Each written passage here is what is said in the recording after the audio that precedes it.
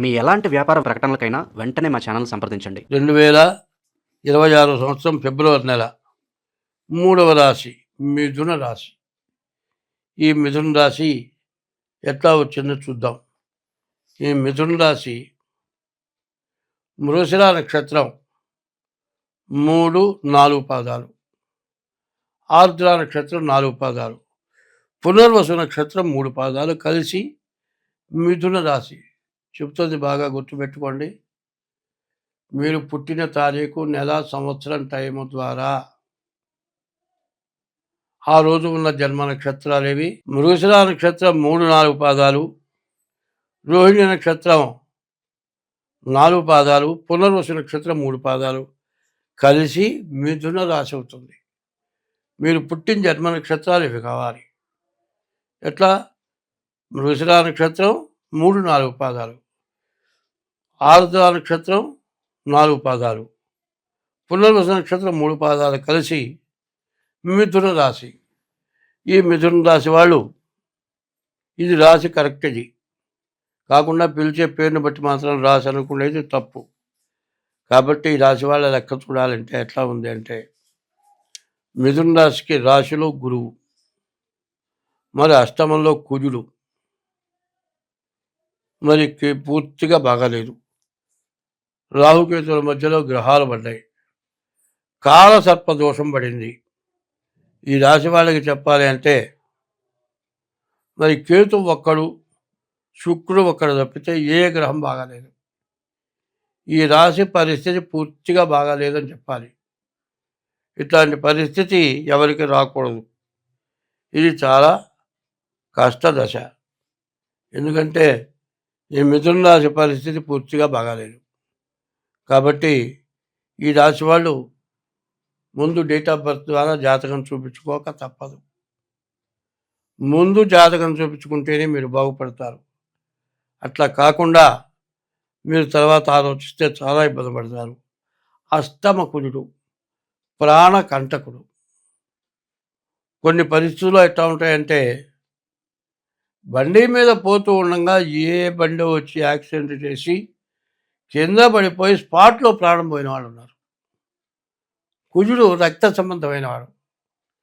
ఏ తలకాయో పగిలిపోయి కొబ్బరికాయ కొడితే కొబ్బరికాయలో నీళ్ళు ఎట్టా పోతాయో ఒంట్లో రక్తం అంతా కూడా పోయి ప్రాణాలు పోయిన వాళ్ళు కూడా ఉన్నారు. అట్లాంటి పరిస్థితి అష్టమ కుజుడు వల్ల వస్తుంది. ఉదాహరణ చెప్పా, మీరు పోతారని కాదు నేను చెబుతోంది. అటువంటి చండాలమైన టైము. గురువు ఒకటింటున్నాడు. గురువు కూడా విపరీతమైన కష్ట నష్టాలు.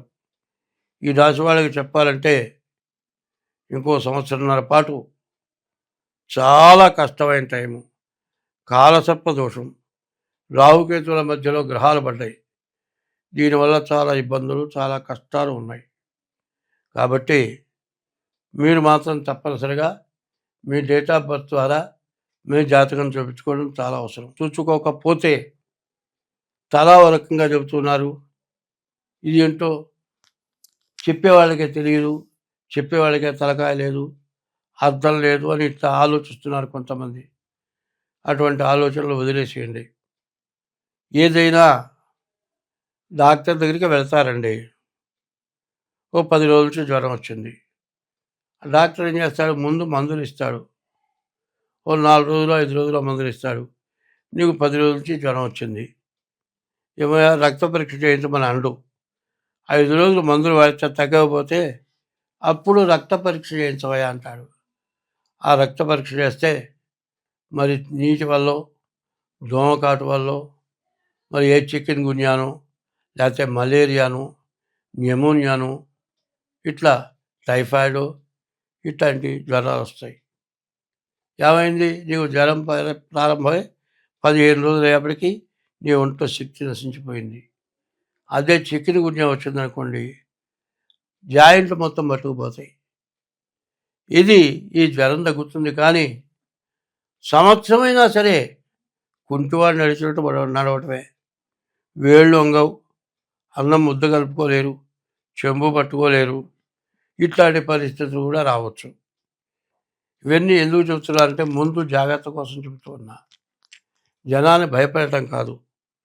ఎప్పుడైనా సరే అదే ముందు జ్వరం రాగానే 10 రోజులు ఆగకుండా ముందు వెళ్తే 5 రోజులు మందిస్తాడు. లాభం లేదు, వెంటనే రక్త పరీక్ష చేస్తాడు. అదే చికెన్ గున్యా అని తెలిస్తే వెంటనే తగ్గిపోతుంది. అట్లా ముందుగా తగ్గితే ఇబ్బంది లేదు. అది ఎట్లాగో ఇది కూడా ఈ జ్యోతిష్యం కూడా ఎట్లా అంటుందంటే మరి గ్రహ వైద్యం అంటారు ఇది. ఈ గ్రహ వైద్యం కూడా చాలా విశేషమైంది. కాబట్టి ఈ రాశి వాళ్ళు, ఈ మిథున రాశి వాళ్ళ పరిస్థితి పూర్తిగా బాగాలేదు. ఉన్న గ్రహాలు రెండు గ్రహాలు బాగున్నాయి, శుక్రుడు కేతువు. శుక్రుడేమో రాక్షస గురువు, కేతువు నవగ్రహాల్లో ఒక పెద్ద పాపగ్రహం. ఈ 2 గ్రహాలు బాగుండి కూడా ప్రయోజనం లేని గ్రహాలు. మిగతా 6 గ్రహాల్లో శని, రవి, కుజుడు, రాహువు, ఈ 4 పాపగ్రహాలే. మరి 2 శుభగ్రహాలు కూడా చెడుగా ఉన్నాయి. 6 గ్రహాలు బాగాలేవు. ఇటువంటి పరిస్థితుల్లో మనిషికి పడరాని కష్టాలు వస్తాయి. ఎందుకంటే కారే రాజులు రాజ్యములు గెలవరే, గర్వోన్నతిని పొందరే, వారేరి సిరి మూటగట్టుకొని పోవంజాలిరే. మరి హరిశ్చంద్రుడు ఉన్నాడు, చక్రవర్తి. ఏమైనా దొంగతనం చేశాడా? ఏమైనా జూదం ఆడాడా? పరస్త్రీ వ్యామోహానికి పోయినాడా? ఏమైనా తప్పు చేశాడా? సత్య ధర్మాలకు నిలబడ్డాడు. నిలబడి మరి విశ్వామిత్రుడు యాగం చేసుకుంటున్నానయ్యా అంటే, నీకేం కావాలయ్యా అంటే, ఏదో అడిగాడు, ఆయన ఇస్తా అన్నాడు. ఇప్పుడు కాదు, నేను తర్వాత తీసుకెళ్తా అన్నాడు. మరి వశిష్ఠుడితో పోటీపడి మరి హరిశ్చంద్రుడిని నాశనం చేయాలని పట్టుబట్టి వచ్చి మరి తన యొక్క నీచ స్త్రీ సంతానం వాళ్ళని ఎగ్గొలిపి నానా హింస పెట్టి రాజ్యం దానం గ్రహించి అడవుల పాలైపోయి కాటి కాపరి చేశాడు చక్రవర్తి. అన్ని కష్టాలు ఆయనే పడ్డాడు, మనం పట్టడం లెక్క. కాబట్టి మిథున రాశి వాళ్ళ పరిస్థితి ఆలోచిస్తే చాలా జాగ్రత్త పడాలి. డేట్ ఆఫ్ బర్త్ ద్వారా జాతకం చూపించుకోవాలి. అట్లా లేని పరిస్థితుల్లో మరి డేట్ ఆఫ్ బర్త్ లేకపోతే హస్త సాముద్రిక ద్వారానైనా సరే మీ జాతకం చూపించుకుంటే మీకు అన్ని విధాలా బాగుంటుంది. మీరు జాగ్రత్త పడండి. ముందు మీ దోషం పోవటానికి తగిన శాంతి చేసుకోండి. అట్లా చేసుకుంటేనే మిథున రాశి వాళ్ళు బాగుపడతారు. స్వస్తి.